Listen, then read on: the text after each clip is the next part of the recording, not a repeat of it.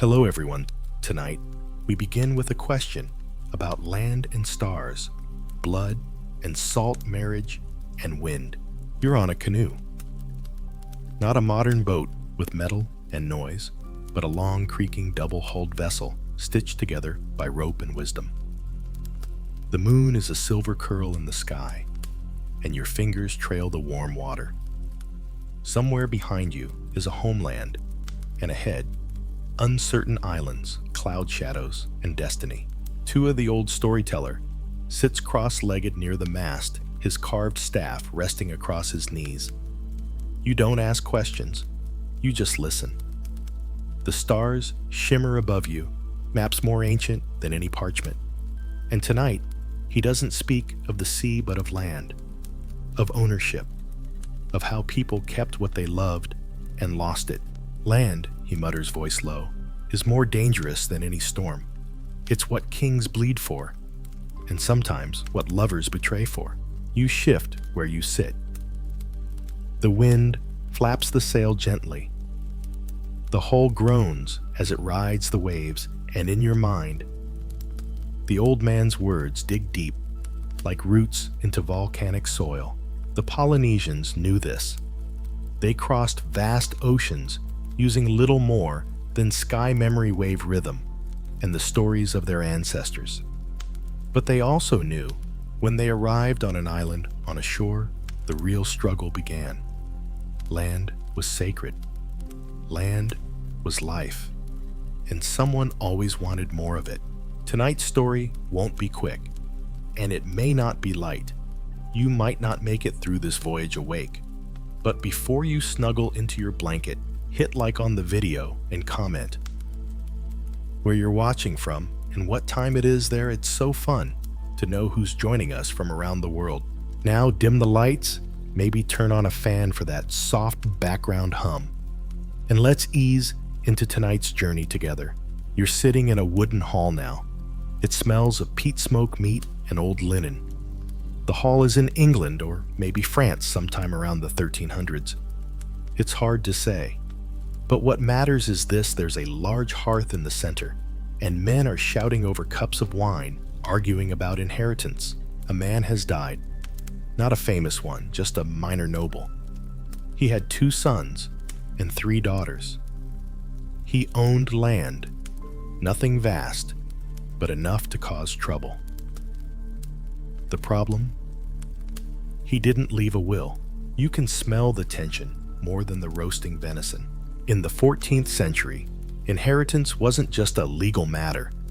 It was a matter of survival, of war, of marriage, and whether your family name lasted beyond the next plague. Land gave status, land gave food, land gave taxes, and land, ironically, couldn't move. But the people claiming it, oh, they moved fast. Tua's voice returns in your memory, like a wind that never quite leaves. Polynesians knew the land had mana, spiritual power.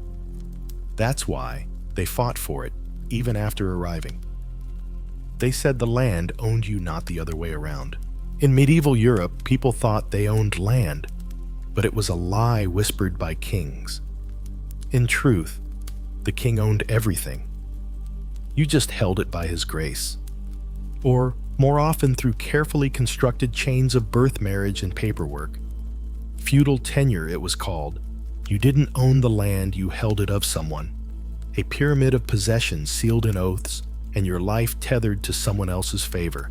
Even the nobles, high and mighty as they seemed, were shackled to a system where land meant duty. You had to fight when summoned. You had to marry strategically. And when you died, your heirs had to pay a relief, a sort of inheritance tax, to the Lord above. Imagine holding a paddle. How heavy does it feel? Tua once asked Koa. Now ask yourself, what if that paddle also came with the weight of a family's future? Back in the hall, the sons argue. The eldest claims everything. The youngest demands a share. The daughters, they're silent. One is already betrothed. Another is cloistered in a convent. The third stares into the fire, knowing that her future depends not on birthright, but on who might marry her and what land that union could secure. Historians still argue whether daughters truly had no rights at all, or whether those rights were simply ignored. In practice, if you were a woman, your value in this equation came in the form of dowries. Your marriage was not your own. It was a chess move. Meanwhile, outside this fictional hall across real Europe, inheritance laws varied wildly. In some regions, partible inheritance, splitting land among children, was the norm. In others, primogeniture everything to the eldest son held sway, especially where keeping estates intact was a priority. In Polynesia too, land was inherited, but it came with sacred responsibility. Often, the land was tied to lineage, to the spirits of ancestors. You didn't simply get land. You were chosen by it or by the elders. Koa once asked if it was fair. Tua laughed so hard his staff clattered. Fair? The sea isn't fair. The land isn't either. But both remember who walks upon them. There's a story Tua tells that doesn't appear in many books. It's about a Polynesian chief who split his land among his children, not by size, but by usefulness. One got the taro field, another the canoe beach. The last the grove where ancestors were buried. Guess which one ruled the island 20 years later? Not the one with the biggest plot, but the one with the bones. Spooky, maybe. But that's the difference between inheritance in story and inheritance in statute. One gives you land, the other gives you power. You hear the hull creak again. The canoe moves through moonlight, and Lonnie's strong quiet always alert points to a dark shape ahead. Another island, or just a cloud bank. Every new island is like a new law, she says softly. You have to learn what it takes to belong. Tonight, you've learned the first thing it takes a claim. Whether by blood, by sword, or by vow. Sleep now, if you like. The journey's just begun. The stars are shifting overhead now. Their slow spin above the ocean tells you it's later in the night, though time moves differently on water. Tua leans against the side of the canoe, his eyes half-lidded, as if he's both awake and dreaming. He speaks again, not loudly, not suddenly. His voice simply appears in the air between you. You ever wonder he begins why some names survive and some disappear like footprints in wet sand? You tilt your head listening. Lonnie adjusts the sail with a practiced tug. Koa snores softly at the front of the canoe, curled against a basket of dried breadfruit. And you drift into Tua's tail before you realize the horizon has changed. You're no longer at sea. You're on the edge of a manorial estate in Normandy, mid-1300s. The air smells of thatched roofs and churned soil. Peasants sow oats in narrow strips, while somewhere in the stone manor behind you, parchments are being drawn up. Inheritance isn't just about kings and queens. It's about farmers and freemen too. It's the thread that binds generations, whether through a castle's iron gates or a wooden fence lined with nettles. You see, land in the 14th century wasn't simply ground beneath your feet. It was memory made physical. A sacred thread that ran from grandfather to father to son. Or so they hoped. The rules were clear, in some places, confusing in others. In many parts of England and France, inheritance followed the principle of primogeniture. The eldest son inherited everything. Why? Because dividing land too many times left each heir with a useless patch, like trying to row a canoe split 3 ways. But in places like southern France or parts of Germany, land could be divided. Partible inheritance, it was called. A system of fairness or futility, depending on who you asked. Each child received something, but farms shrank until they could barely sustain one family, let alone many. Fragmentation led to poverty. Poverty bred resentment. Tua shifts beside you. That's why Polynesians pass down land with duties, he says. You didn't just get the taro field, you got the right to care for it, or lose it. Now imagine you're holding a torch in the drafty great hall of a castle. A clerk reads aloud a will. The eldest son straightens his back. The younger children pretend not to hope. The wife, the one who bore the children, kept the house warm, endured the winters, stands silently behind them all. And here's the twist. If the land was held of a lord, then technically the family couldn't inherit anything until they paid a relief. A kind of welcome back tax. No payment, no land. Some lords were generous. Others used the moment to pounce. A weak heir could be disinherited, especially if the land was valuable. Rival claims could appear like sharks around a bleeding whale. And if the heir was a child, well, someone else would hold the land until they came of age. Wardship, they called it, often abused. Occasionally just. Historians still argue whether this system was designed for justice or control. Certainly, it kept land in motion. And wherever land moved, power followed. But the system had its quirks. For instance, in the Basque country, inheritance passed not to the eldest son, but to the eldest child, regardless of gender. A rare example of gender-neutral primogeniture centuries ahead of its time. Elsewhere, inheritance customs varied by region, class, and even village. What counted was not just what you inherited, but who confirmed it. Titles, too, passed in strange ways. Some required blood through the male line. Others could be claimed by marriage if you wed the right person you inherited through them. Hence, land and marriage became inseparable threads. A noblewoman without land was just a lady. But a noblewoman with land, she was a political earthquake waiting to happen. Do you feel the sea pressing back? Lonnie murmurs, pointing to a distant current.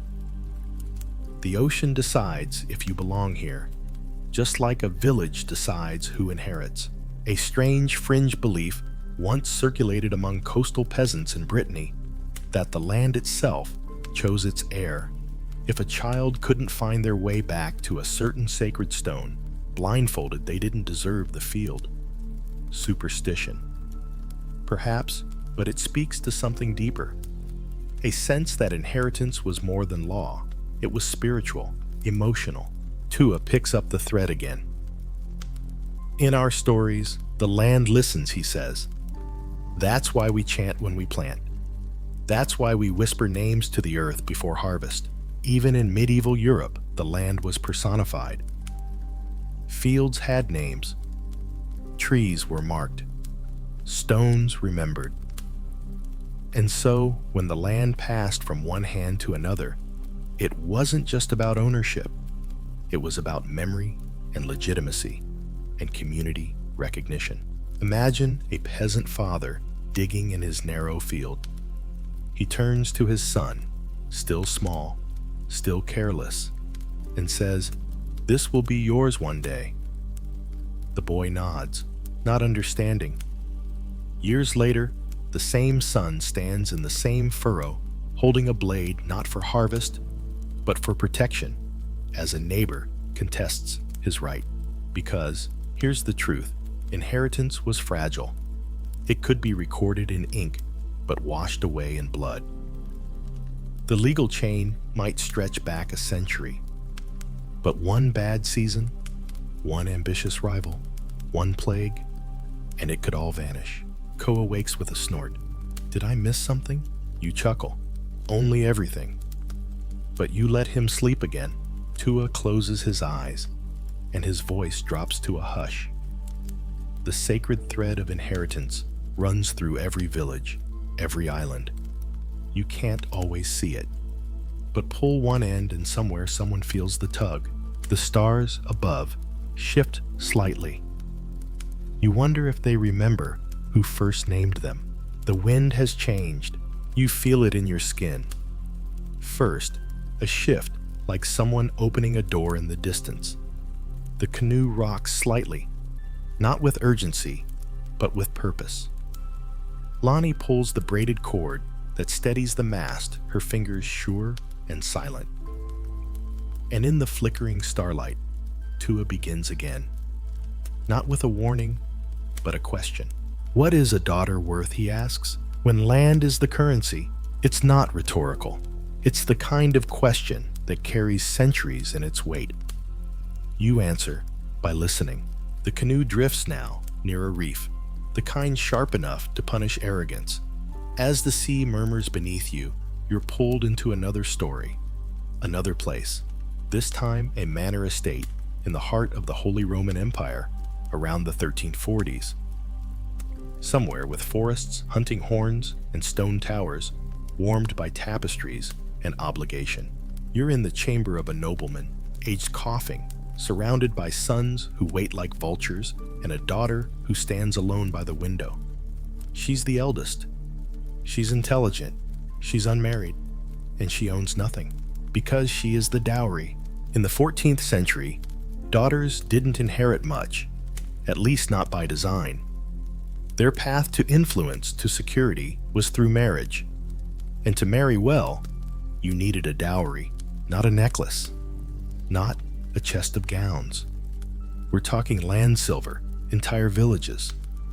In Florence, dowries sometimes equaled half the family's entire wealth. It was like selling a piece of yourself just to make a future possible. The richer the family, the more painful the offering, and the more strategic. Dowries weren't just about attracting a husband. They were about buying political alliances, securing borders, earning loyalty. A daughter's body might carry heirs, but her dowry carried power. Marriage wasn't about affection, it was about maps. In Italy, city-states often recorded dowries with obsessive detail, contracts as long as sermons. And if a husband mismanaged or lost the dowry, the wife's family could sue him. That's right, love had a ledger. Lonnie mutters under her breath. We trade tarot, not daughters. You hear the bitterness even in his. Still, Tua raises an eyebrow. Even we had marriage for land, he says. Only our chants were more honest about it. There's a whispering tale among the islanders of Tuamotu. A chieftain once offered his daughter's hand to a rival in exchange for a coconut grove. The grove had fresh water beneath it. When the rival refused, the girl swam there herself, planted a marker shell, and declared the land hers. Later, she married another man, one who respected the claim. That grove still bears her name, they say, but historians still argue whether that tale is truth or sweet myth embroidered over centuries. You're back in the European manor now. The daughter's name is Annalise. Her father dies. Her brothers squabble. The land is carved up like bread, and her name is absent from every division. But her dowry, it's remembered because it went to her husband, a baron, with his own plans.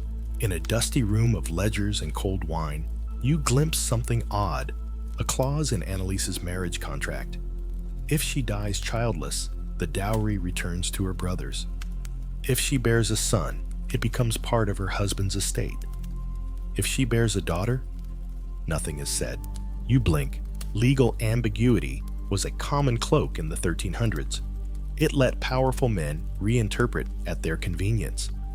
Daughters were used to bind estates. But when the knot frayed by illness, infertility, or war, their rights vanished like smoke. Still, some women resisted. Some used the dowry as leverage. In Aragon, noble women demanded legal control of their dowries. In England, dower rights, a widow's legal claim to a third of her husband's land, gave some protection, though rarely all they deserved. Imagine you are Annalise. Your husband dies in battle. You have one child, a son, but he is sickly. The court that once welcomed you now questions your status. Your dowry was the glue, but now that glue is drying and everyone wants the pot back. You remember Tua's phrase, "If you do not hold your land, someone else will." Koa, ever curious, stretches from his sleep and asks, "Couldn't daughters just refuse marriage?" You and Lonnie exchange a look. Tua simply smiles. In practice, no. Refusing meant being cloistered, shoved into convents, hidden away. In rare cases, daughters fled or resisted. A curious document survives from medieval Bohemia. A father tried to disinherit his daughter because she married a man he disliked. The court sided with her. She kept the land, but such victories were rare and often erased. Yet, fringe records suggest something else. In certain regions of the Pyrenees, women inherited equally with men. The system was called heredity. In some Basque and Catalan villages, daughters carried forward the house name if and only if they stayed on the land. The logic was simple. You wanted your land tended by someone loyal. A daughter might marry a stranger and leave, but if she stayed, worked, birthed, and buried her kin there, why not let her inherit? Tua nods at nothing in particular. The sea doesn't ask if you're a son or daughter, he says. It only asks, do you know the way? Lonnie grins faintly, her fingers stroking the cord necklace she always wears. A charm from her mother, you recall. Inherited not from land, but from love. And just like that, the wind shifts again. The canoe slides forward. Ahead, you spot something pale on the water moonlight. Or is it a sandbar? Whatever it is tonight, you've seen the truth. A daughter's dowry could build empires or break them. And sometimes the real inheritance was the silence left behind. The sea changes its tune. It's subtler than a storm, softer than a chant, just a new rhythm beneath the canoe. The water hums in long syllables, drawn out and uncertain. You sit up straighter. Even Koa stirs. Tua hasn't said a word in minutes. His eyes are closed, his breathing shallow. But you know better. He's not asleep. He's remembering. Finally, without opening his eyes, he says, some names never belonged. Not to land, not to blood, not even to themselves. And just like that, you're pulled under, not into the water, but into memory. Into Europe again. Into the story of bastards. The word alone carries weight, doesn't it? In the 14th century, bastard didn't just mean a child born outside of marriage. It meant illegitimacy. It meant your name might exist, but your claim to land power or inheritance that existed only if someone allowed it. You're now in a stone hall near Bordeaux. A nobleman lies dead, another one. It happens often in these stories.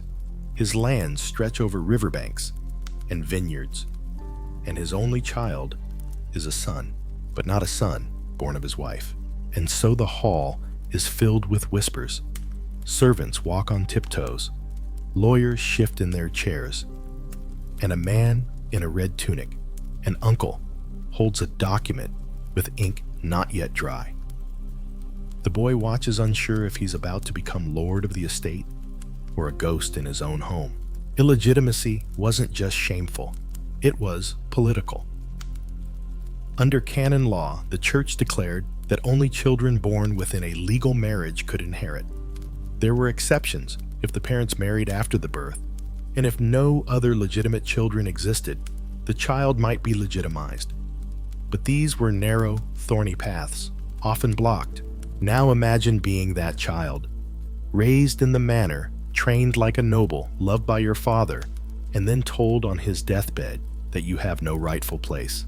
Koa frowns beside you. So, they were erased? Not erased, Tua replies, now looking toward the horizon. Just unspoken, until someone needed them. Indeed, bastards were often used as political pawns. If convenient, a noble might acknowledge a bastard son, especially if no legitimate heirs remained. The child could be granted land titles, even armies. William the Conqueror himself, King of England, was called William the Bastard in his youth. Historians still argue whether this stigma truly hindered him. After all, he conquered a kingdom. But for every William, there were 1,000 forgotten bastards, sons of squires, daughters of monks, secret children, hidden in monasteries or passed off as nieces. Lonnie speaks quietly now. And the mothers. Ah, yes, the women. Often noble women in scandal or serving girls in silence. Some were banished. Some forced into nunneries. Some died in childbirth. The child bore the shame, but the mother bore the pain. In your mind, you see one such woman. Her name doesn't survive, but her story lingers. She was a chambermaid in Burgundy, taken by a baron who promised nothing. Her son, raised by his uncle, grew to become a knight. But when he claimed a piece of his father's land, after a skirmish, the court laughed him out the door. You are of no name, they said. But, and here's the twist, decades later, when the noble house was dying out, his blood suddenly mattered. His sword, his loyalty, his half-shared name. They legitimized him posthumously, gave him a title, a slice of earth, just enough to say the name lived on. A legal fiction? Absolutely. But in the 1300s, law bent like bamboo when it served the crown. In Polynesia, the rules were different, but not always kinder. In some island societies, lineage mattered deeply. A child born outside of the appropriate bloodlines, especially if the mother came from a lower caste, might never inherit land or status, no matter how capable they were. But in other cases, the opposite. Tua tells of a boy born during a storm to a fisherman's daughter and a wandering warrior. The elders debated. Some said the child had no mana, no standing. But one elder, a woman with eyes like dark pearls, claimed she saw stars in his breath. The village watched. The boy grew. He listened to birds. He walked the paths of ancestors without teaching. And when the chief died without heir, the villagers chose him. Not because of blood, but because of knowing. Still, to a size, most stories aren't like his. Most bastards don't get chosen. They get forgotten. You glance at the horizon. It's a dark mass now. Maybe an island. Maybe just a storm forming. Lonnie tugs the sail again. Her fingers are steady. Her jaw is tight. The canoe creaks. Back in Europe, documents from the 14th century show rising tension around illegitimacy.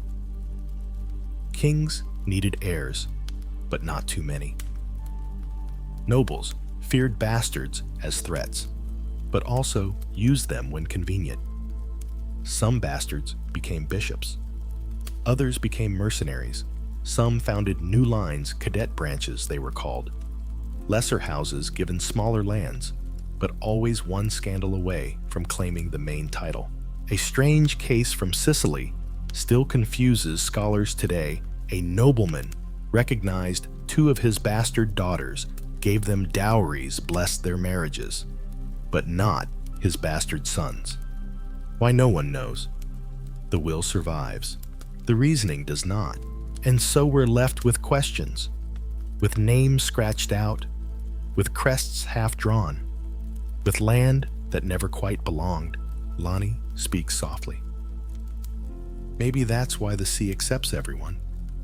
It doesn't care who your mother was. You nod. The stars overhead glimmer like teeth. Somewhere out there, islands wait just as unsure of you as you are of them.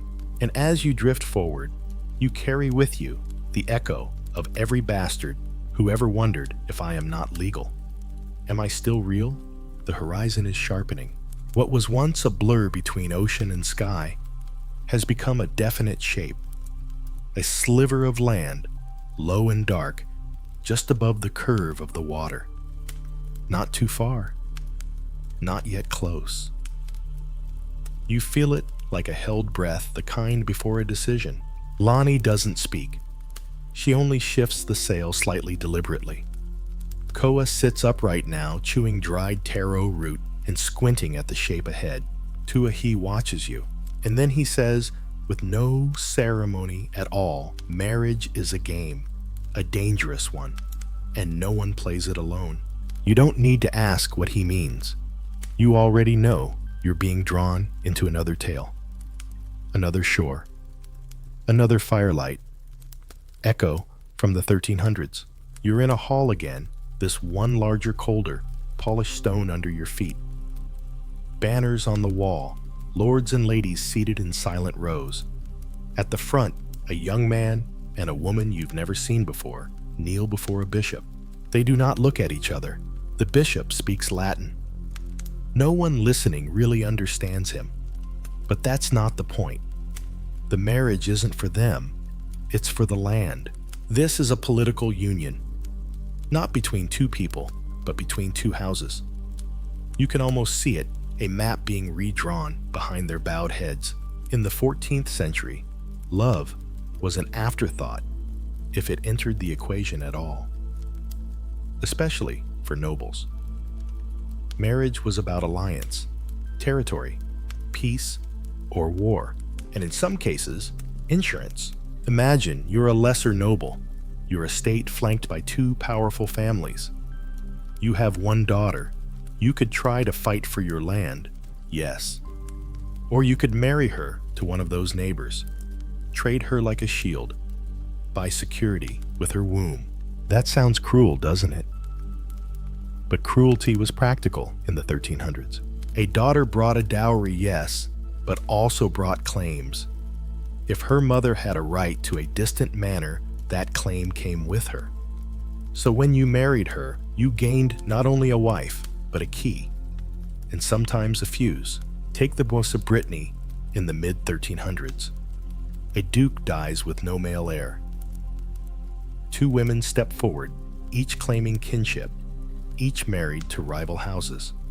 Their husbands draw swords. The War of the Breton Succession begins. Not over love, not over insult, over a woman's marriage and what she carried with her name. Historians still argue whether the dukes truly cared about Brittany or just used the women as excuses.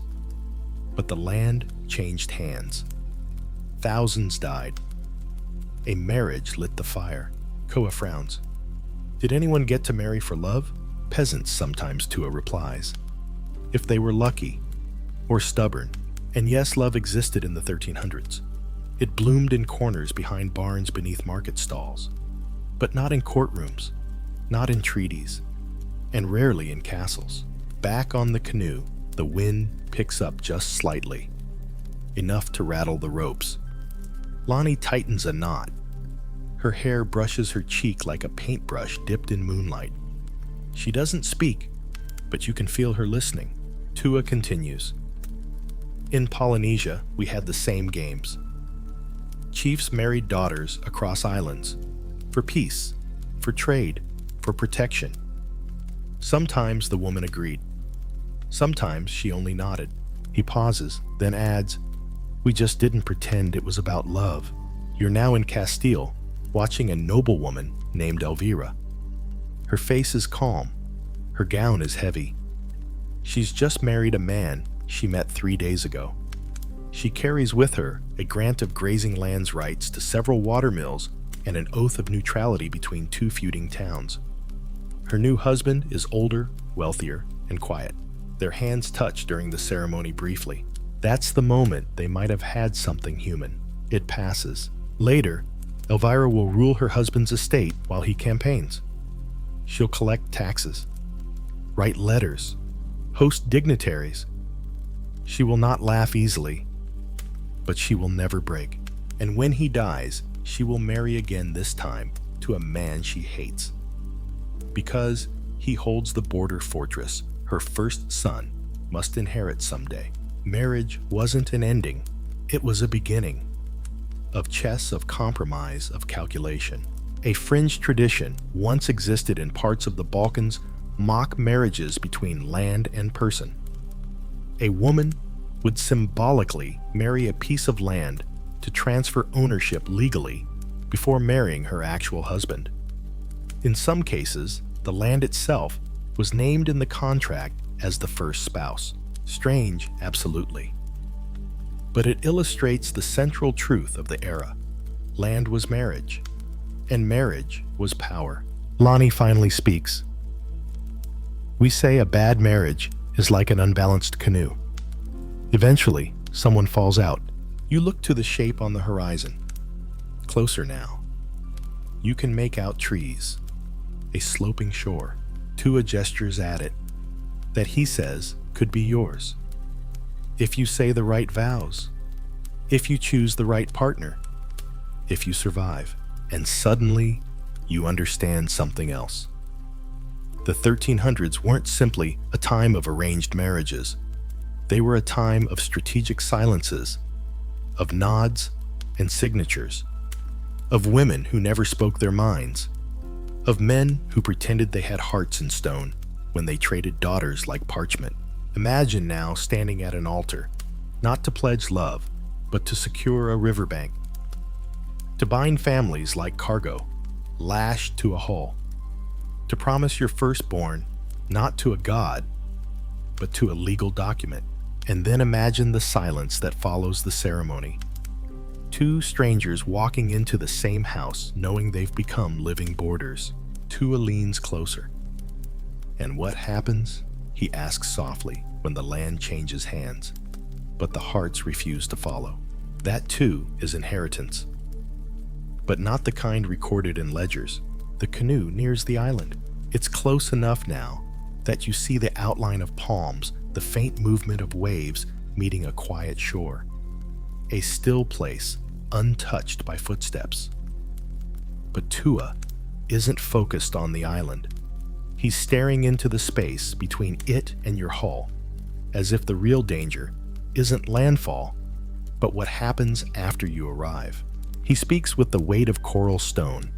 Marriage gives, then takes, and sometimes leaves you floating. You don't ask.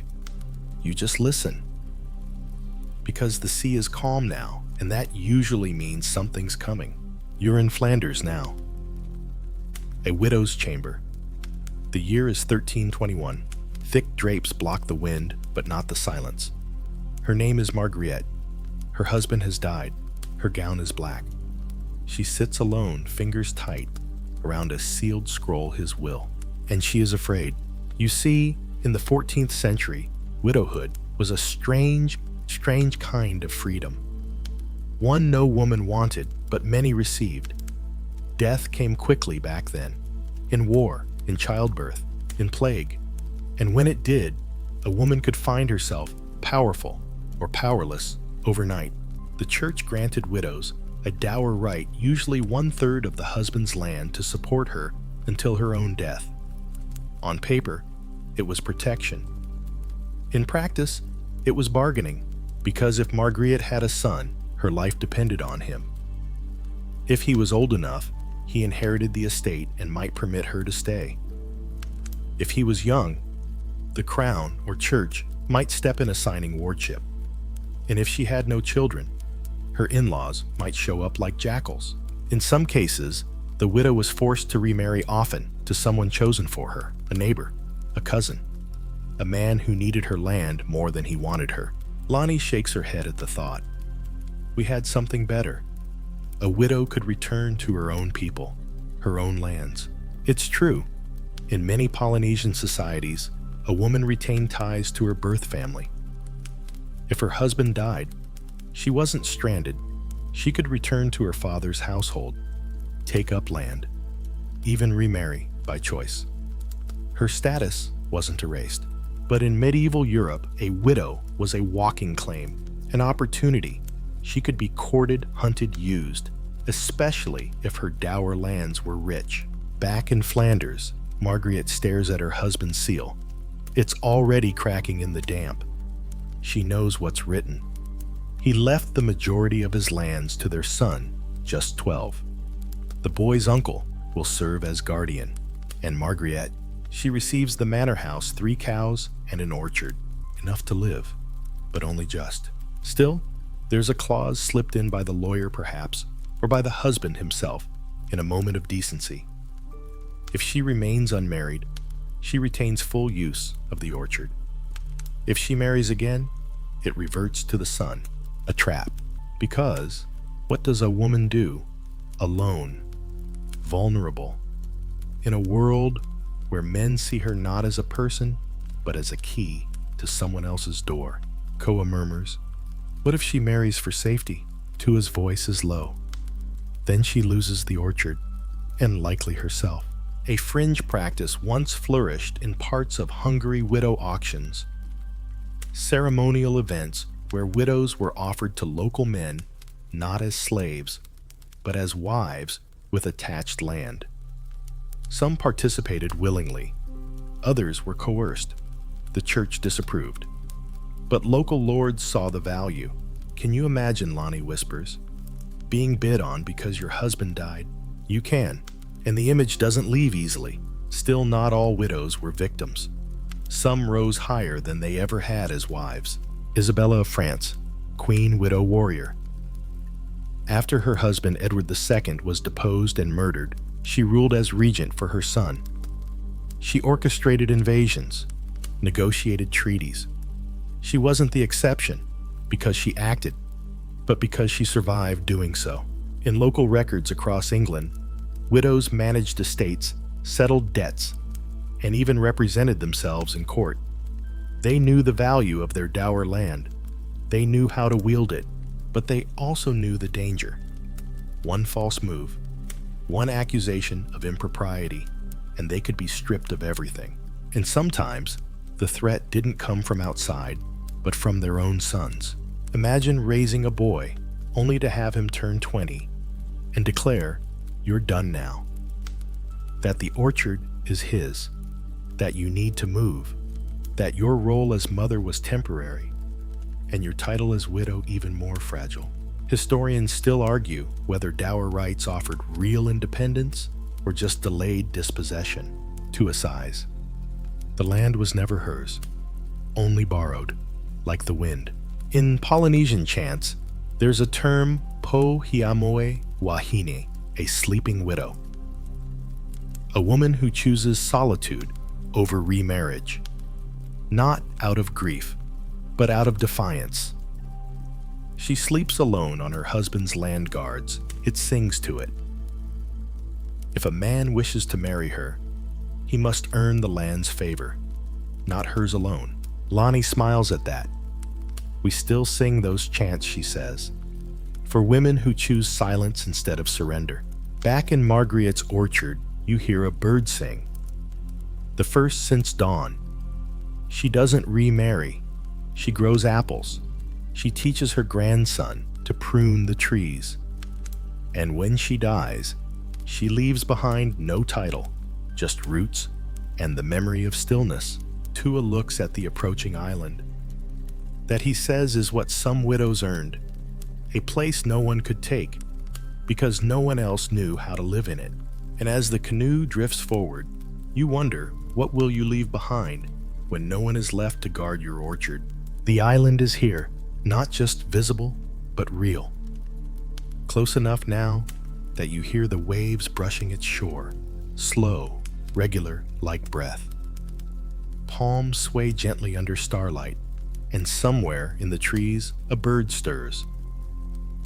But you do not land, not yet, because Tua has one more tale to tell before your feet touch ground.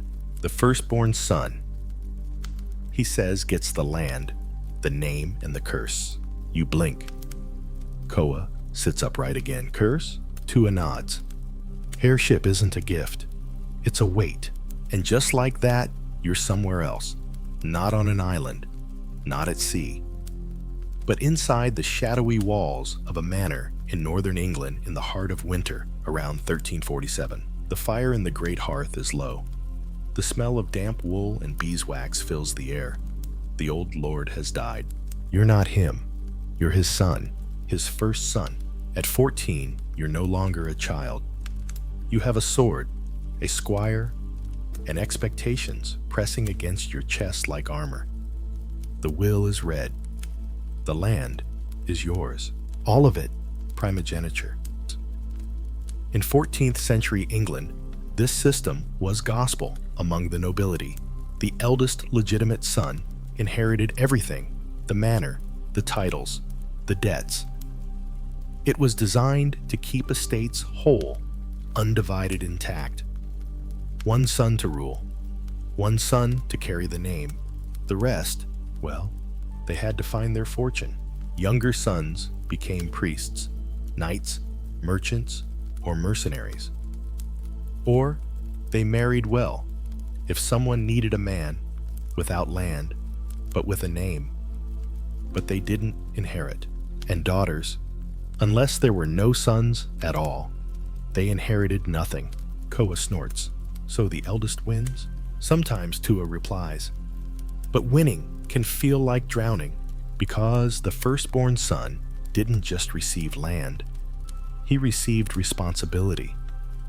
Peasants expected protection. Tenants expected fairness.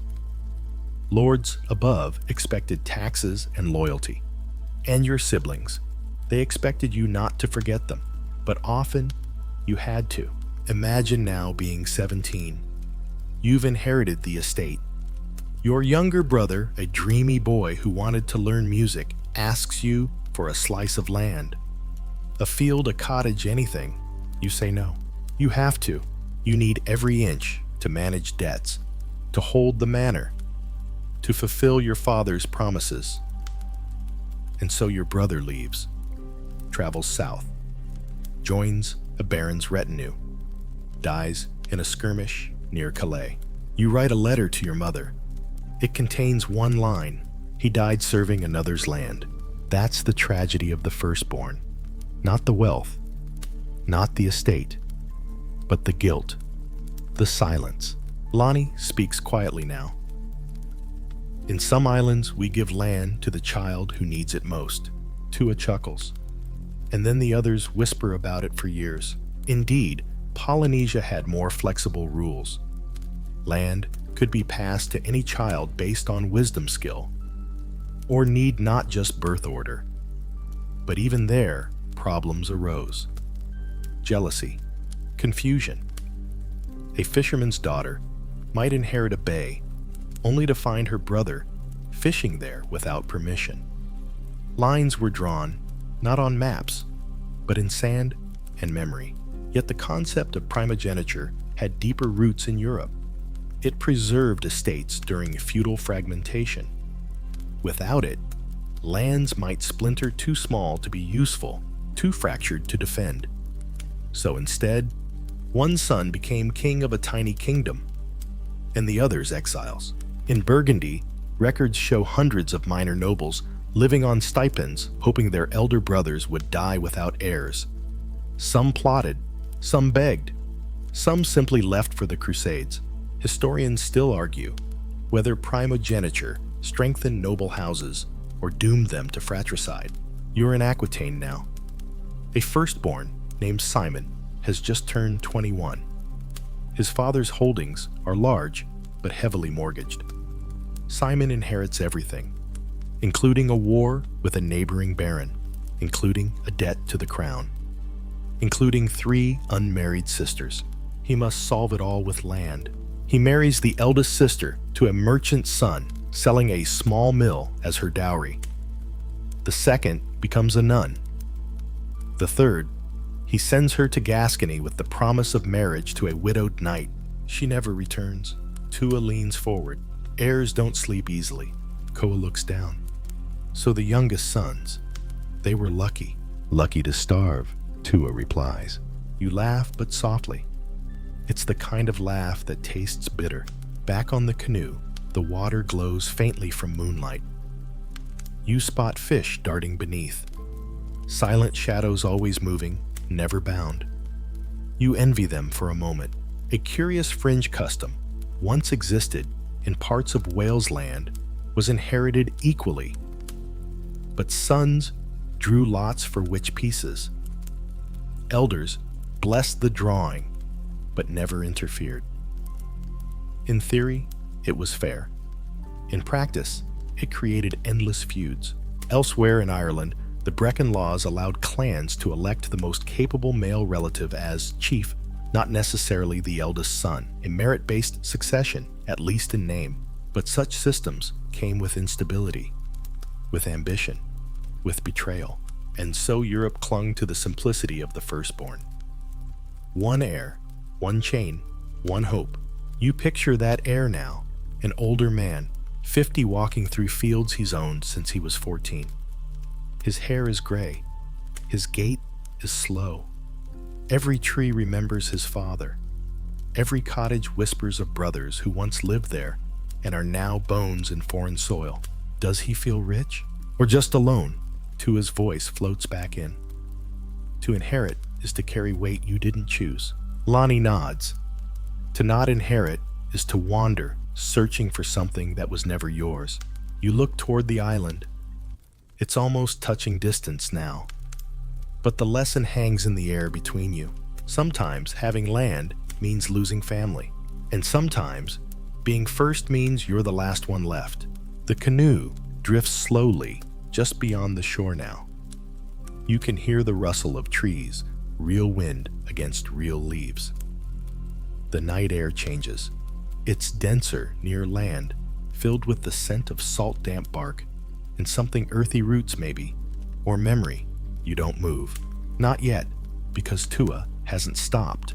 He taps the side of the canoe once with his carved staff and says, "They talk about sons. Always sons. But the land remembers the daughters." You lean forward. Koa is quiet now, watching the horizon with a furrowed brow. Lonnie doesn't look at anyone. She's tying a slow, deliberate knot on the rigging over and over. You know the rhythm. It's the rhythm of remembering. And suddenly, you're elsewhere. A cold convent hall in the Rhineland, 1332, stone walls, no fire. A young woman named Agnes kneels in the chapel. She hums a hymn, but not because she's devout. She hums because she has nowhere else to be. You see, Agnes is not a nun by choice. She's a nobleman's third daughter, and when the dowries were counted, there weren't enough silver coins for all, so one daughter was married. One was promised, and one was placed. Convents were filled with such girls. Not because they were religious, but because they were inconvenient. In the 1300s, daughters were costly. They didn't inherit land, but they needed placement. A good marriage required a dowry. A bad one risked shame. And so, if there wasn't enough to go around, you sent a daughter to God. Some entered willingly, others with tears in their mouths. Tua nods solemnly. We had a name for them. The silent heirs, girls who remembered but were never remembered. In Polynesian traditions, women had complex roles in landkeeping. In some islands, they could inherit land directly, especially if there were no sons. In others, they could manage land as stewards or matriarchs, even if they didn't own it in name. Oral stories abound of women who knew which trees to plant, where which tides brought fertile drift, which paths avoided bad spirits. They passed knowledge, not titles. Lonnie whispers, "My grandmother taught me how to bury seeds under moonlight. The land grows better that way," she said, but she never called herself an owner. In medieval Europe, ownership was colder, more ink than instinct. And yet even there, some daughters inherited. In rare cases, especially in the absence of sons, daughters could become heiresses. And when they did, they became targets. Imagine a manor in southern France. The lord dies without male heirs. His land is rich vineyards, mills rights to river tolls. His daughter Blanche is 16. Suddenly, her name is whispered in courts. Suitors arrive not with poems, but with contracts. Marriage becomes a battlefield. She is forced to wed a man twice her age, a widower, a brute. But through her, he gains her father's land, and she becomes a vessel. Blanche's story survives in part because she later sues to regain control. Her case drags through court for 9 years. She dies before it resolves. The land is sold. Koa asks softly, "What if the daughter had no land to begin with? Then she became a pawn in someone else's game." Daughters of peasants fared no better. They didn't enter convents. They entered kitchens, fields, or other people's beds. They married who they were told, or who would have them. If their family owned even a patch of land, it went to their brother. But still, they remembered. They remembered the shape of the orchard, the footpaths, the rhythm of plowing. And in whispered moments, they passed that knowledge on. In the Scottish Highlands, a tradition persisted into the late medieval era. The Cailleach, an old woman, often landless, who held all the seasonal wisdom. She knew when to plant, when to fish, when to rest. The land didn't belong to her, but it obeyed her. Historians still argue whether such women were recognized formally or merely feared informally. The records are vague, but the oral tales remain. Tua leans closer, his voice low. Land doesn't need your name. It needs your hands. There's a fringe legend from a small island in Micronesia. A girl named Va was never granted land, but every year she planted yam vines in the same clearing. When the chiefs died and floods came, the only crops that grew were Va's. The new chief offered her land. She refused. "This was never yours to give," she said. Lonnie chuckles. "I know that story. We sing it to girls during the first moon. You think of Agnes humming her hymn in the convent, of Blanche fighting in courtrooms she didn't understand, of Va planting quietly. The daughters didn't disappear. They weren't forgotten, but their stories were buried like seeds. Back on the canoe, the wind picks up just enough to ripple your cloak. The island is silent, waiting. Tua taps the hull once more. The land doesn't forget its daughters, but the world does. And you realize inheritance is not just about power or paper. It's about memory and who gets remembered. So, the next time someone tells you that women had no place in the stories of land and marriage and blood, ask them who planted the trees, who kept the songs, who whispered to the earth when no one else would. Because maybe, just maybe, the land belonged to them all along. You step onto the island. The sand is cool beneath your feet, kissed by night air. Each grain feels like a small story. Each breeze, like the breath of someone who once waited here, or wept here, or made a decision that reshaped the lives of 100 others. No one speaks for a moment. Lonnie kneels to touch the earth. Koa sighs, relieved. But Tua doesn't look at the trees or the hills. He turns to you and says, "Not every story of land begins with a castle. Some begin with calloused hands." He gestures toward the tree line where shadows mark the edge of a field. "Come," he says. "Let's meet the man who has nothing except everything." You're now standing behind a peasant named Tomasis.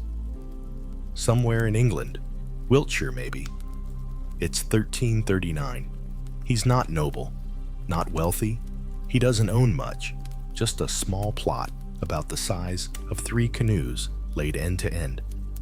But to him, it is everything. You watch him turn the soil with a wooden-handled spade. His back is crooked from labor.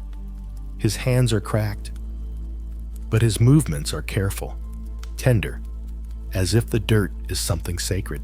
Because to Thomas it is. In the 14th century, the vast majority of people didn't inherit titles or manors or river rights. They inherited scraps. A strip of land here, a rented cottage, a right to collect firewood from the Lord's forest if they paid their taxes or fought in the levy. And yet, they held it with pride. Peasant landholding was a complex dance. Much of it was unfree, what's called villanage. You held land but owed labor, maybe 3 days a week to the Lord, extra time at harvest, a chicken at Easter.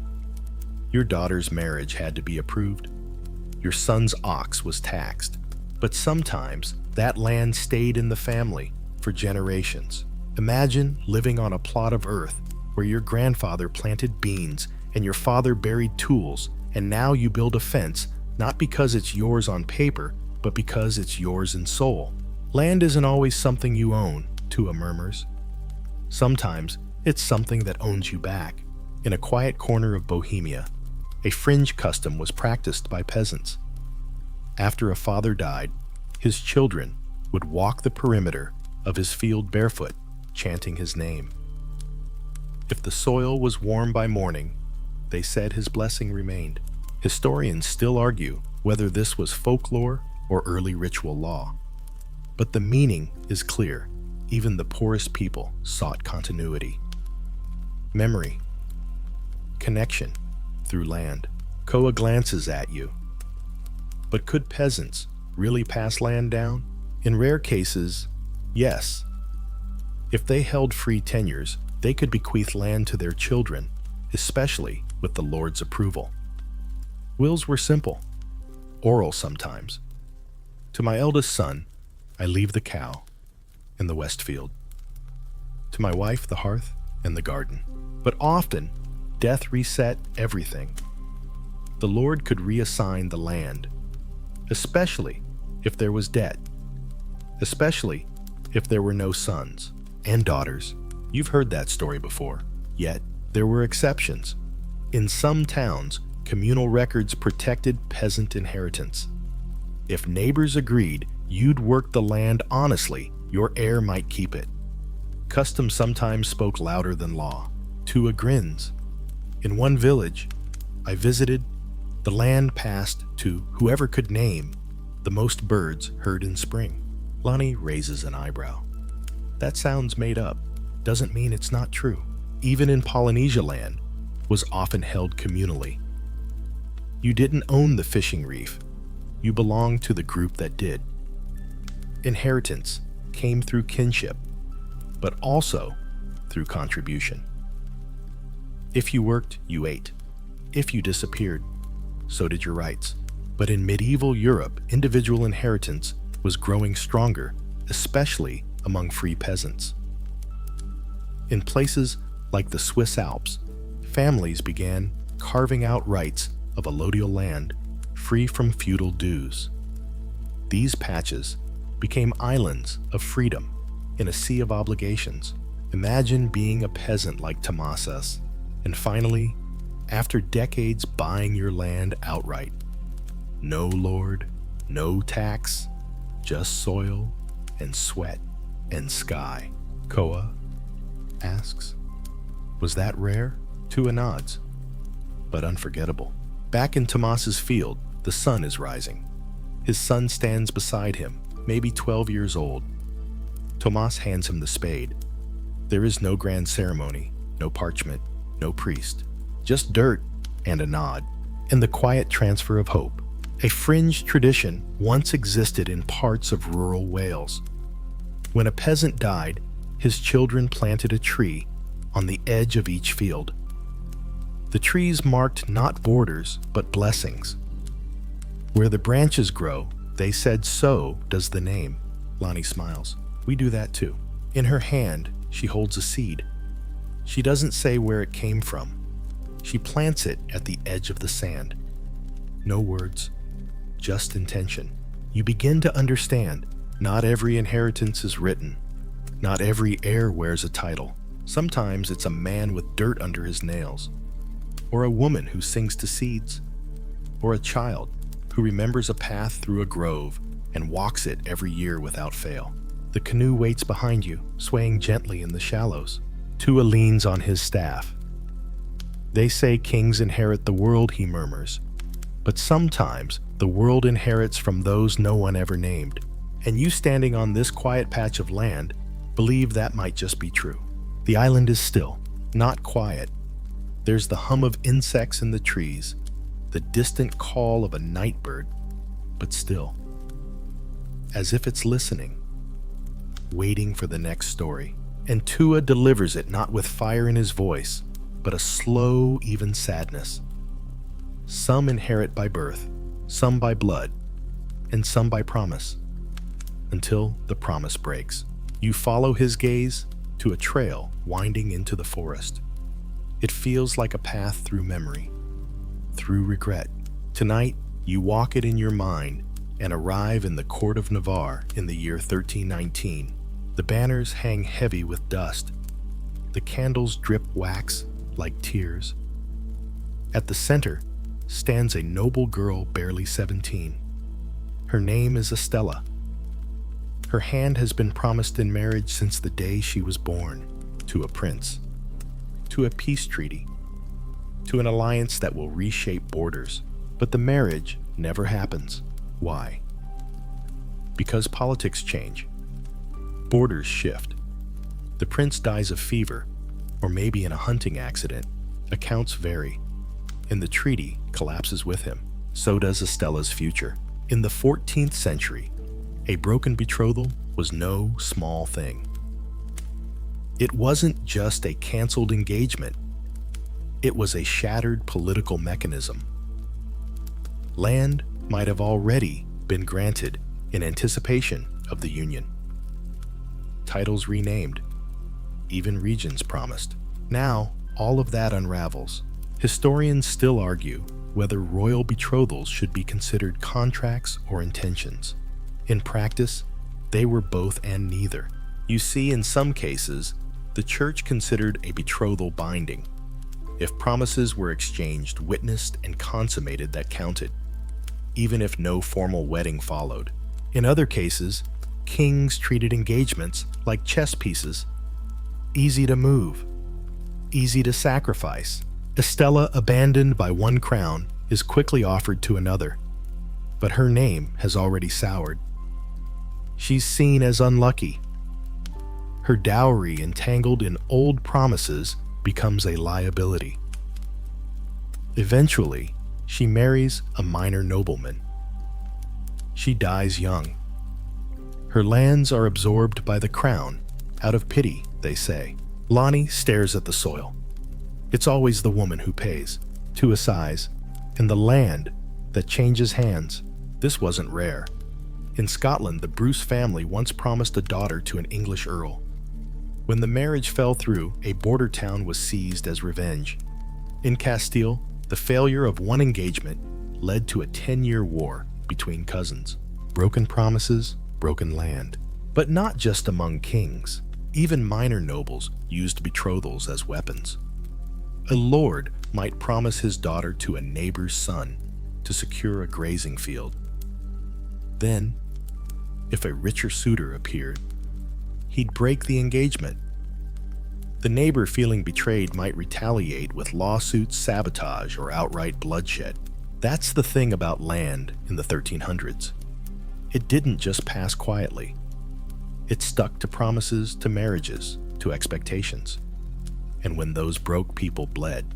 Tua recalls a Polynesian tale. There was once a woman named Ha'ele, promised to a chief, but she loved a man from another island.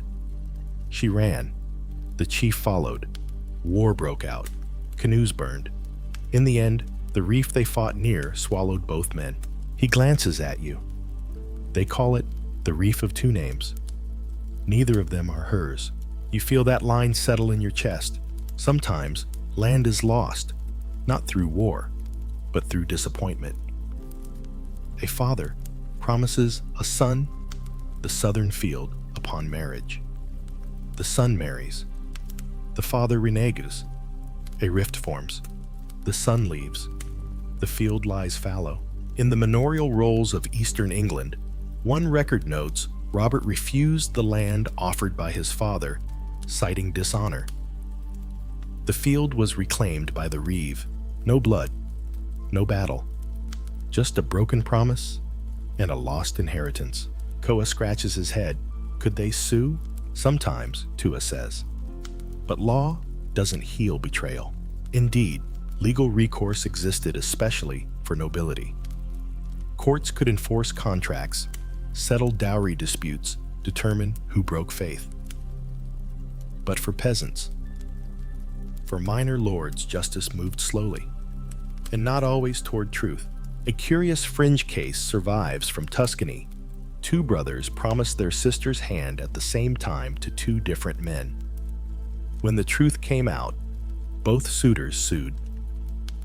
The sister chose to enter a convent rather than be traded again. Her dowry was seized by the state. The brothers were fined. But the land she was meant to inherit, it disappeared into archives. Forgotten, Lonnie runs her fingers through the sand. How many fields are plowed over the bones of promises? You wonder the same. Even in Polynesian societies, where oral contracts mattered more than written ones, a broken betrothal could trigger upheaval. One chant, still sung in some atolls, tells of a canoe voyage that never returned, not because of a storm, but because the marriage they journeyed for was canceled mid-crossing. The crew scattered. The island drifted from memory. That's the danger of inheritance built on human words. They vanish. You look out across the dark forest behind you. Somewhere unseen, there are roots older than your story. Trees that don't care who failed who. But under those trees, memory lingers. Tua speaks softly now. A promise once made ties not just hearts, but homes. If you break it, you break more than trust. You break ground. The island is quiet again, but it is not forgiving. You walk deeper into the island now. The trees part slowly, like a hush falling over the world. The trail is soft beneath your feet, root-threaded and shadowed. There's something about the way the light filters through the canopy moonlight, stitched with silence that makes you feel as though you're stepping into sacred ground. And Tua, close behind, says only this: there are two powers in every union. One wears a crown, the other wears a cross. You know exactly what he means. You're back in Europe again, in a cathedral soaked in candlelight, the year 1342. The air is heavy with incense. Gold glimmers on altars. Choir boys sing in a language no one outside the stone walls understands. But everyone present knows exactly what is being decided. A marriage between two people. On the surface, yes. But behind it, 1,000 moving parts.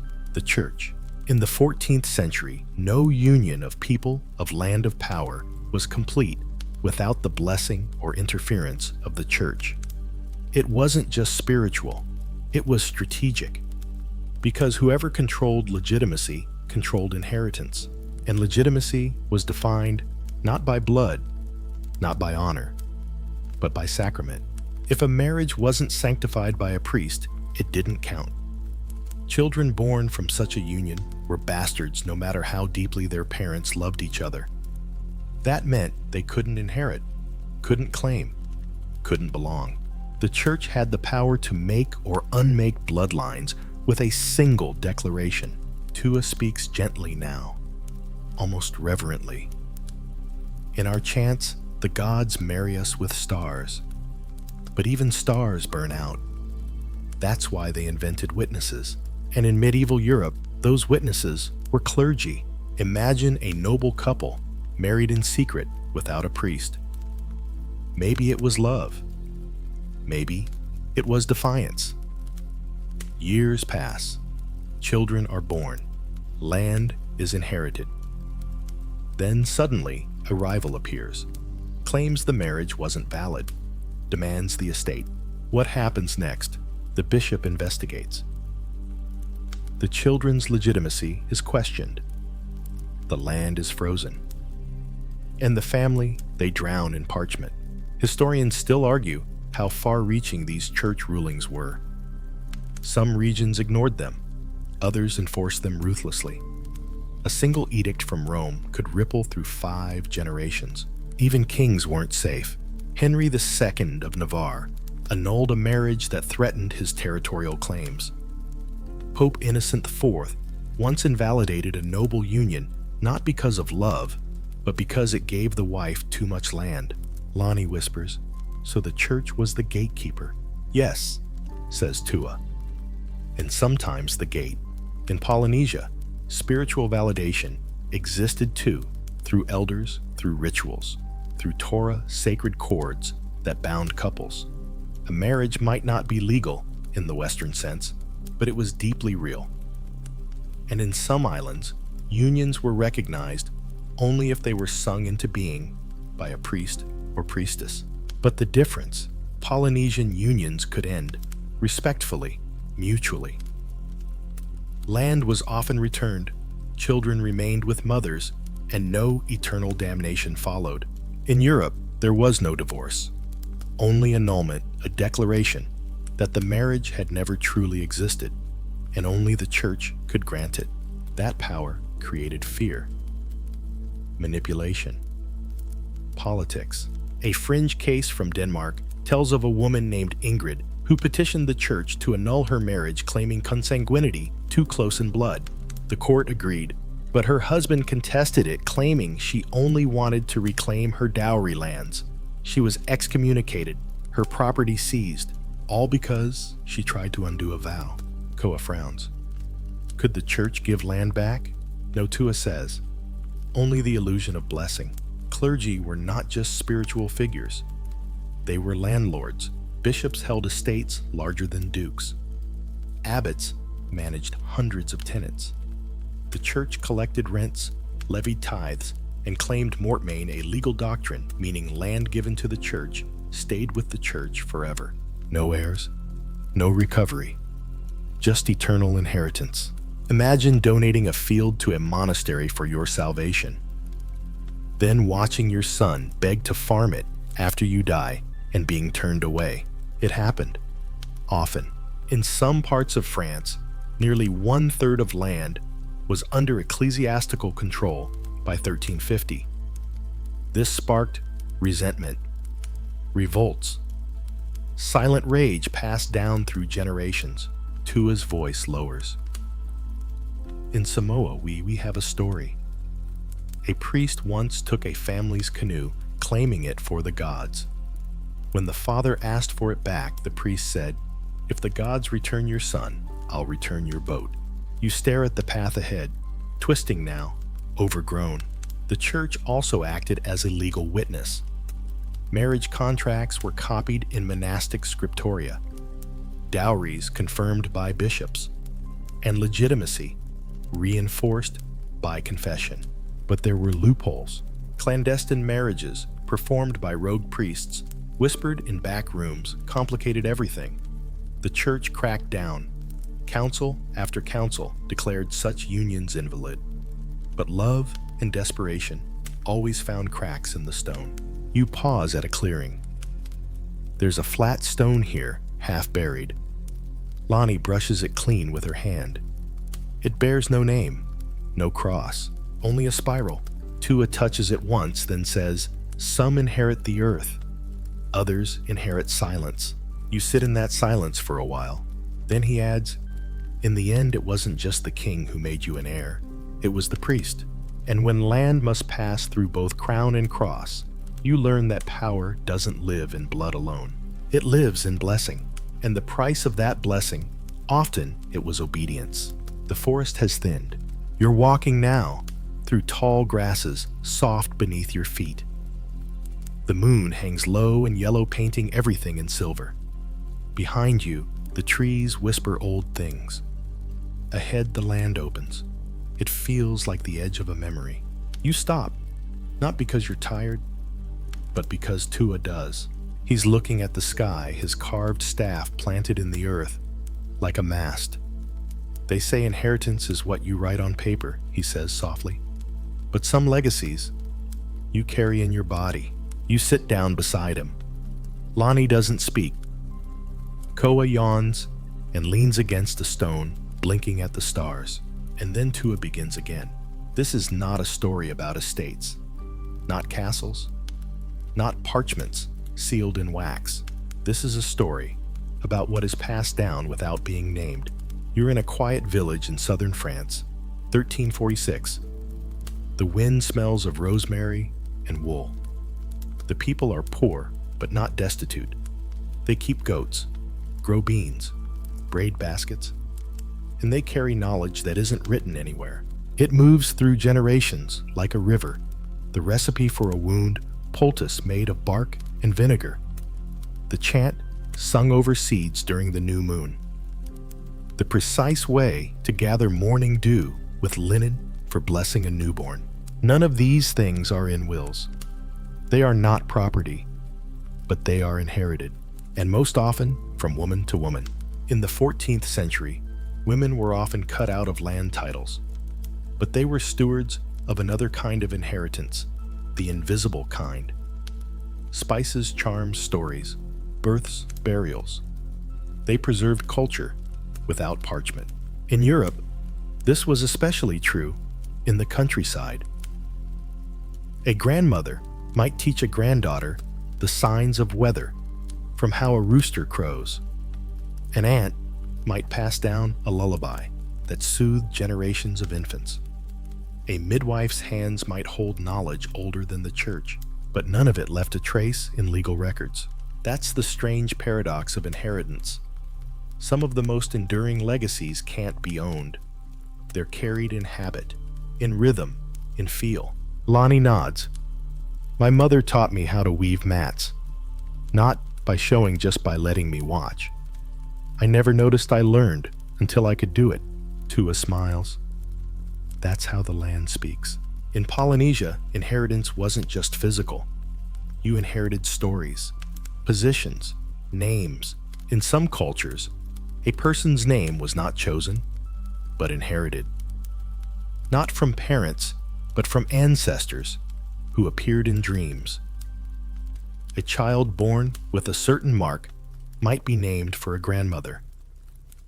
That name brought responsibilities, roles, sometimes fear, and land too could be held through memory. If you remembered the chant tied to a location, knew the right stones, the right path, you could claim the right to fish or gather there. Not because of title, but because of continuity. Tua recalls one woman, her name lost, who knew the burial chants of 4 generations. When her land was threatened, she stood at the edge of her plot and sang all the names, one after the other. No one dared dispute her after that. You breathe deeply. The air smells of damp earth and crushed leaves. Back in medieval Europe, inheritance law largely ignored these kinds of legacies, but they endured anyway. In Sicily, there's evidence of women passing down specific harvest songs that guided planting calendars. In Iceland, household spells and protective runes were taught matrilineally. In rural Wales, there are records of crone circles, older women who gathered to teach life rhythms, planting birth mourning. A fringe belief circulated in the Alps that the land itself responded better when touched by someone whose mother had touched it before. Folklore, surely, but one that reveals what law could not: emotional ownership. Koa leans over. So, even if the land didn't have their names, it had their footsteps. You nod. Yes, exactly.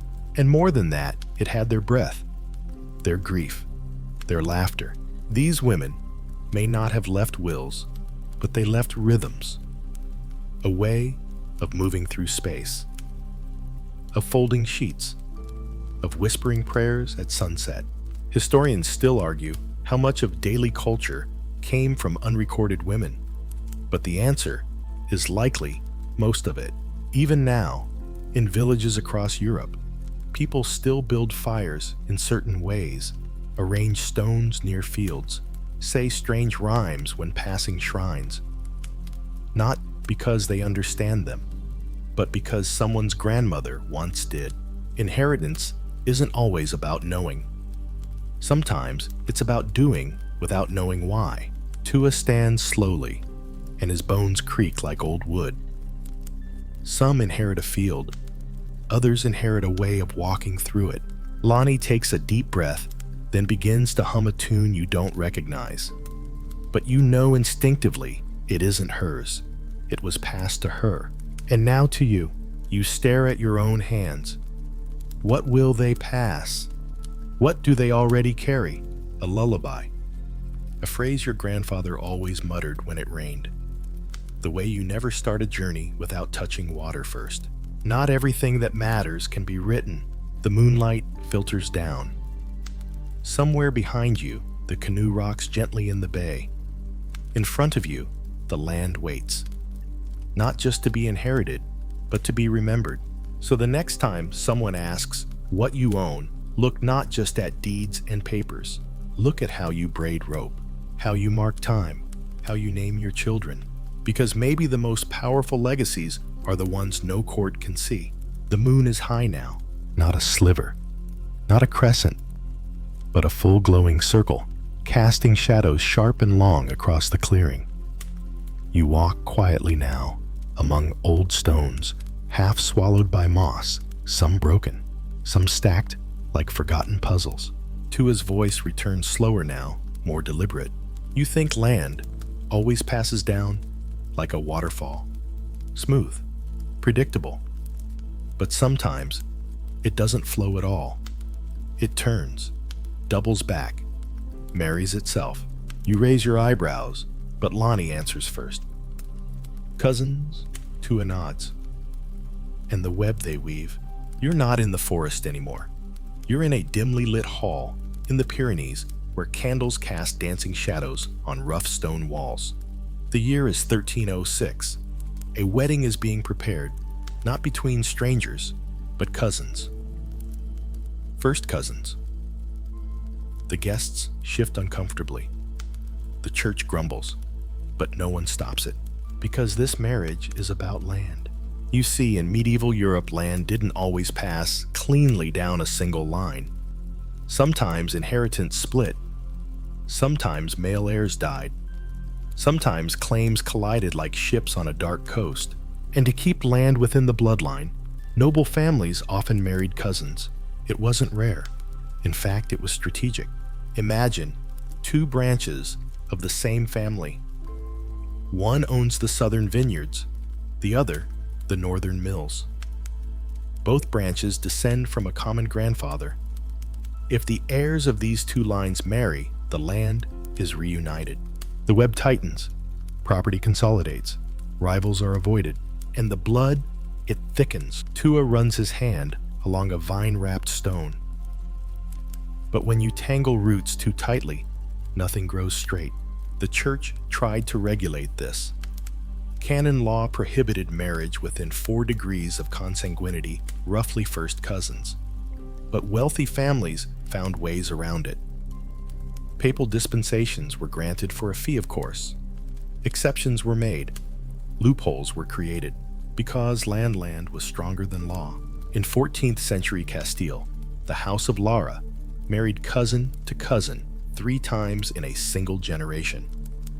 Each time, a papal letter arrived blessing the union. Each time, boundaries between properties dissolved.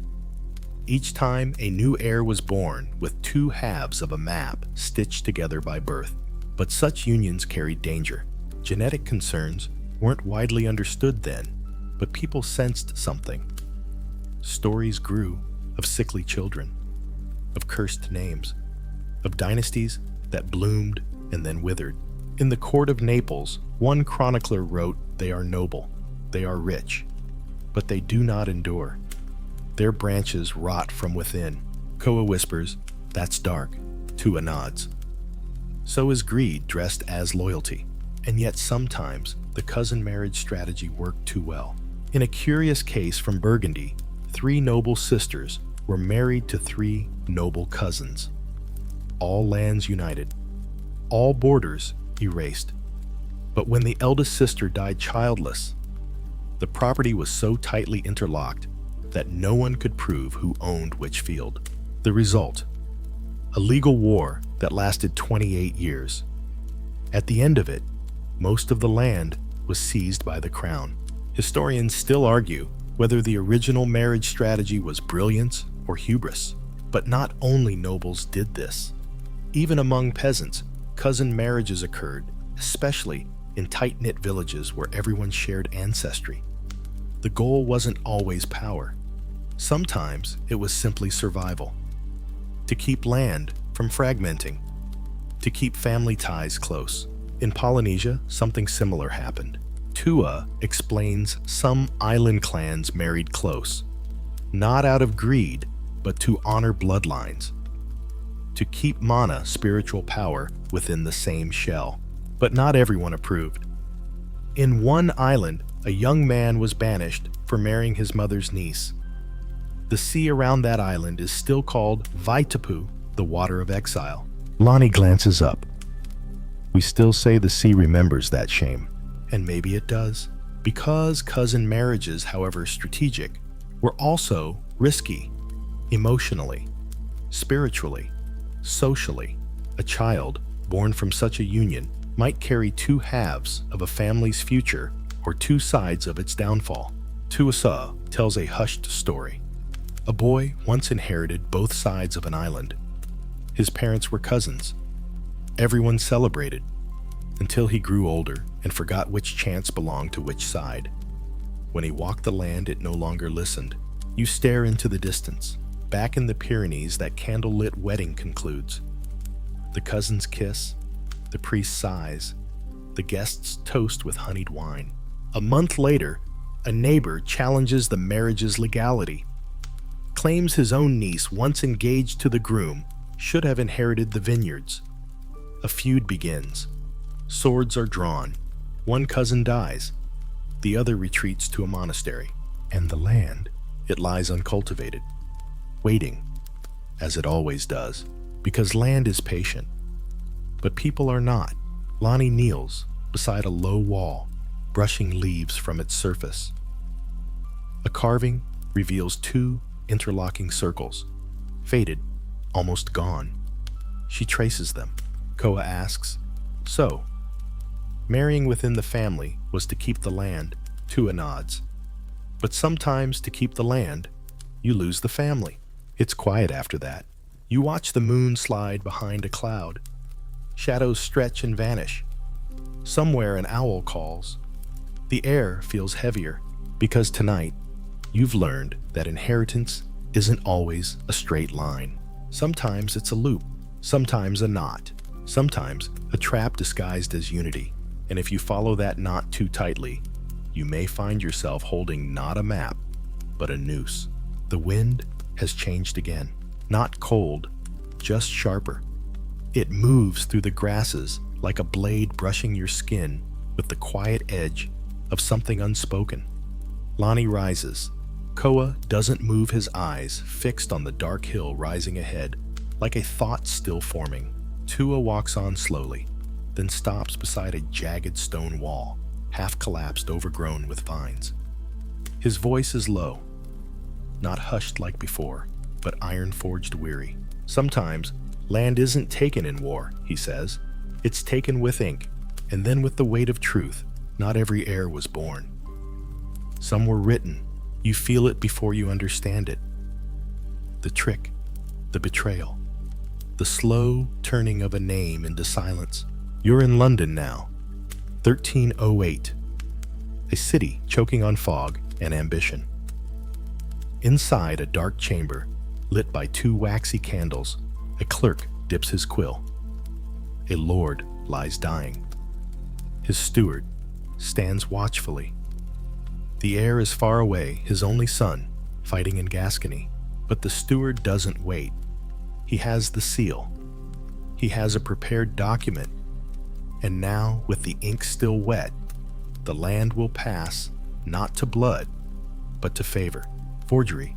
In the 14th century, when inheritance relied so deeply on documents, on seals, on scribes, it also opened the door to deception. A forged will, a false title, a convenient clause inserted late at night, and once signed, stamped and witnessed, it became truth. Historians still argue. Tua says how many estates were built on lies. Forgery wasn't rare, it was rampant, and not always exposed. In many places, the only proof of inheritance was what the community believed. A few witnesses, a nod from the priest, a copy in the manor rolls. But if someone altered the roll, or bribed the witnesses, or wore the right robe, then they owned land. You might return from a campaign to find your name erased, your manor in another's hands, your family ousted, your banner folded, and to challenge it, you'd need money, lawyers, clergy, influence. Most didn't stand a chance. Lonnie speaks now, barely above the wind. So inheritance could be stolen, yes, Tua says, quietly, permanently. Take the gates of Ulrich of Thuringen, a minor knight, fought in Italy, came home to find his cousin had claimed his land using a will that listed Ulrich as having renounced his rights. Ulrich never wrote it. The cousin had bribed the village scribe. The scribe later vanished. Ulrich spent 7 years petitioning the bishop. He died in a debtor's prison. The cousin's family still owns that land. In the manorial records of Kent, a widow's dower claim was overwritten by a steward who listed her field as returned to the reeve. Her son tried to appeal. No one listened. The church had already replanted the orchard, and that's the heart of this truth. The most dangerous weapon in inheritance wasn't the sword, it was the seal. Tua lifts a palm frond, revealing a carved stone half buried in the dirt. On it is a symbol, not a name, a mark. The kind left by someone who couldn't read but needed to sign. How many gave away land? He whispers, not knowing what they were signing, because literacy was rare. Trust was common. And exploitation, that too, was inherited. In Polynesian societies, inheritance was not written. It was remembered, witnessed in chants, affirmed in gatherings. That made it harder to forge, but not impossible to manipulate. Tua tells of a boy named Rano who learned the family chant wrong. His uncle taught him the wrong island names. When his father died, Rano claimed the reef, but the elders knew. They denied him. His uncle took the land. Sometimes even memory could be falsified. A fringe tradition in medieval Switzerland allowed a man to claim land by walking its boundary at dawn with 3 witnesses and an elder who knew the markers. If the elder lied, if the witnesses were paid, the land changed hands without a drop of ink. Koa mutters, so even memory can betray you. Yes, Tua says, especially when no one writes your story down. You're quiet now, staring into the dark hill. A place where someone once claimed something that wasn't theirs, and built a life upon it. Maybe even passed it on as though nothing were wrong. There's a French phrase from the 1300s, le silence doré, the golden silence. It refers to the quiet that follows a well-forged lie. When everyone benefits, when no one speaks, when the rightful heir disappears into hunger or battle or history's margins. Tua rests his staff against the stone. We think of inheritance as justice, but often it was just convenience. And yet land remembers. There are villages where the borders still follow lies, fields that were stolen, names that were forged, and no one alive knows the truth. But the soil does. You stand slowly. The wind wraps around you. There's something chilling about how fragile it all was. How a quill could cut deeper than any blade. How many names, you wonder, should have been remembered but were erased instead. And who reaps their harvest? Tua walks on slow and heavy, not old from years, but from stories. The kind that sit in your bones. Even now, he says, some fields grow fat from forgotten fraud. You step carefully, because now you know every step might be on land that was never truly passed down, only taken. You've reached the edge. The hill levels out into a bluff where the land overlooks a cove kissed by starlight. You can hear the soft hush of water meeting sand, slow and measured, like a lullaby, meant only for the tired. Lonnie stands beside you, her silhouette outlined by the moon. Koa leans on a rock, arms folded quiet, and Tua sits cross-legged in the grass staff resting across his knees. He's not in a rush now, neither are you. Every island, he says, has its story. And every story ends in a place like this where too many people think they own the same patch of earth. You nod, because you know what's coming. You feel it in the air, the way you can feel a storm, even when the sky is clear. Tonight, the story is about conflict. You're now in Ireland, 1390. The land is green thick and too beautiful for what's about to happen. There are 3 claimants to a single manor, each with blood ties, each with old promises, each with a parchment. The land was passed down, divided, reconsolidated, seized during a rebellion regranted by the king, then challenged by a marriage claim no one remembered until now. And they all say it's mine. In the 14th century, this happened more than you might think. Because inheritance wasn't just personal, it was political.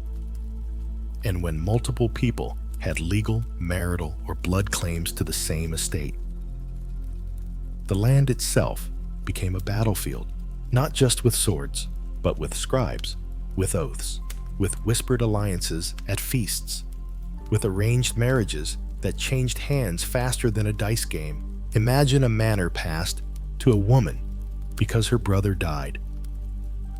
She marries a cousin to keep it in the family. That cousin dies. She remarries. Her son claims the land, but so does the son from the first marriage. Both have legal footing. Both have support, and the land, it lies beneath them, silent, waiting. Tua sighs. Land doesn't care who argues over it, but it remembers who bled on it. Historians still argue which systems created the most chaos, primogeniture, partible inheritance, or marriage-based claims. The answer is all of them, depending on who was hungry. In a region like Aquitaine, where English and French laws collided, some families split their estates between heirs based on English custom, then tried to reclaim it under French law later. Marriages were annulled, heirs disinherited, alliances broke, and the land shifted like water in cupped hands. Sometimes, land was fought over for generations. In Castile, the House of Trastamara inherited a region through a granddaughter's marriage, but another branch of the family, through the eldest son, claimed it had been stolen. The feud lasted over 70 years. The land was burned, rebuilt, burned again. A whole village relocated just to escape the argument. Back on the bluff, Koa mutters, "So who wins?" No one Tua replies. And the land loses most of all. In Polynesia, such disputes were less common, but not unknown. A chief might die without naming an heir. 3 cousins step forward. One has the right chant. One has the strongest canoe. One has the most support. The island chooses the strongest. The other 2 leave, or rebel, or wait until the strongest stumbles. In one chant from the Tuamotus, a reef was cursed because 4 brothers all claimed it. They fought. One died. The reef has never yielded fish since. A reminder, Lonnie says quietly, that land is not a prize. It's a responsibility. But in medieval Europe, that lesson was forgotten again and again. Tua tells of a small mountain village in Italy where a nobleman promised the same inheritance to 2 different nephews, one in the north, one in the south. When he died, neither knew of the other. They arrived days apart, each with a letter sealed in wax. The village split. 2 mayors, 2 laws, 2 grain stores, until a storm swept through and buried half the town in mud. Now, only 1 tower remains. No one remembers whose nephew stayed. A fringe tradition in parts of Slavic Europe attempted to prevent such feuds, the stone circle witness. Before a death, the landholder would bring their family to a stone circle and name the heir aloud. The rocks would hear. If the heir was ever challenged, They returned to the circle and spoke their claim. If the rocks cracked, bad omen. If moss grew, blessing. Tua shrugs. Better than most courts. You glance out over the moonlit bay. It's calm, peaceful. But you know now how quickly that can change. A single dispute, a single broken promise, a single cousin too clever with ink, and the entire shoreline becomes contested. Lonnie steps forward and places a small shell on the ground. This is where I'd stay, she says. Koa does the same. I'd take the trees, he says. Good shade, bad wind, and you. You crouch, touch the earth, and say nothing. Because what you've learned is this inheritance isn't always about winning. It's not always about holding what's yours. Sometimes it's about letting go. Sometimes it's about knowing that you were part of the land, even if it never carried your name. Tua closes his eyes. This is the end of the path, he says. One island, many claims, and still the waves come. You listen, because in that sound, the hush-hush of water against sand, you hear every voice that ever said, "It's mine," and every silence that came after. The night deepens. The moon begins its slow descent, casting longer shadows across the island. The trees sway gently, no longer whispering secrets, but humming the rhythm of closure. The canoe rests in the shallows behind you, silent and still, its journey complete. You sit beside Tua now. Lonnie leans against a tree, fingers running through the carved shell beads around her neck.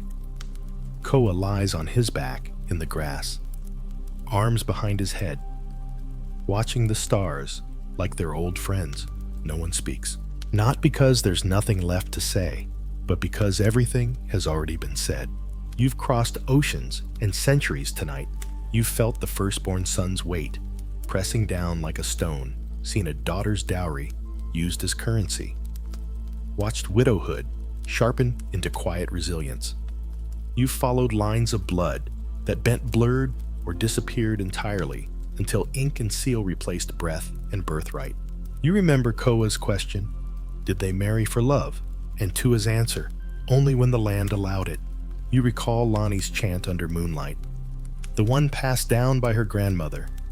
It wasn't written, but it lives, still. You remember the orchard kept by a widow. The bastard denied his name.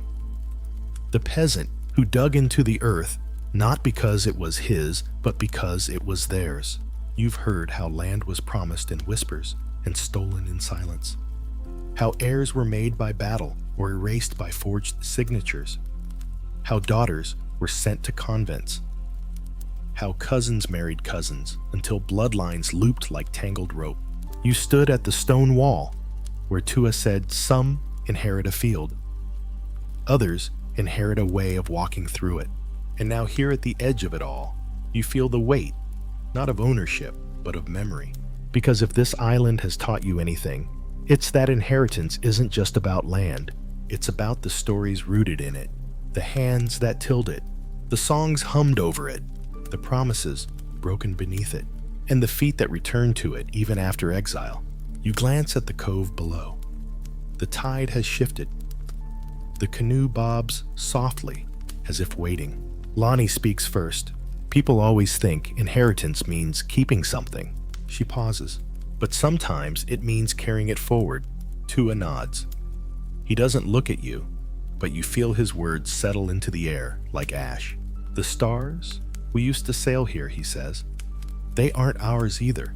We just borrow them long enough to find our way. And you have.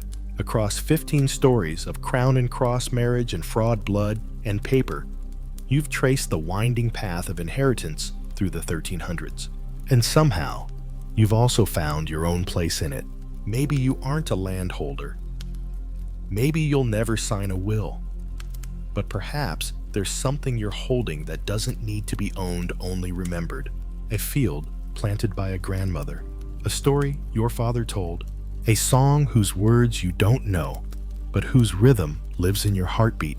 These are inheritances too. and they're waiting for someone, maybe you, to keep them alive. So you rise. The wind has softened now. The stars tilt overhead, dimming slightly. Koa is already drifting to sleep, his mouth slightly open, fingers twitching with the dreams of someone who's seen more than he expected. Lonnie smiles at you, quiet and knowing. Tua closes his eyes and speaks the final words. Thank you truly for joining me through every emotion, every turn, every moment of this journey. It's been an adventure, and I'm grateful to share it with you. As we close this tale, I wish you a peaceful evening. May you have a restful night, deep sleep, and dreams filled with wonder and light. Rest well, you've earned it. And when you're ready for the next story, I'll be here waiting to journey with you again. Before you go, if you loved this tale, please leave a like and share your thoughts in the comments. I'd love to hear what moved you, surprised you, or lingers with you long after the story ends. Until we meet again, good night, and see you in the next adventure.